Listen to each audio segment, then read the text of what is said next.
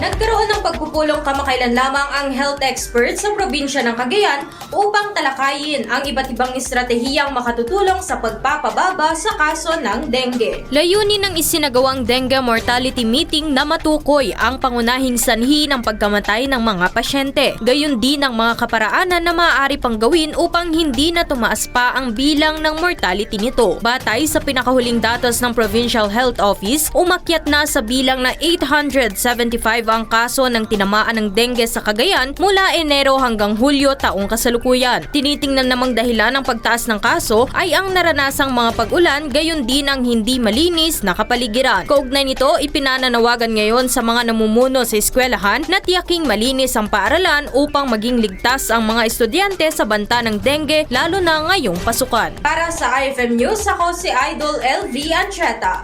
Idol!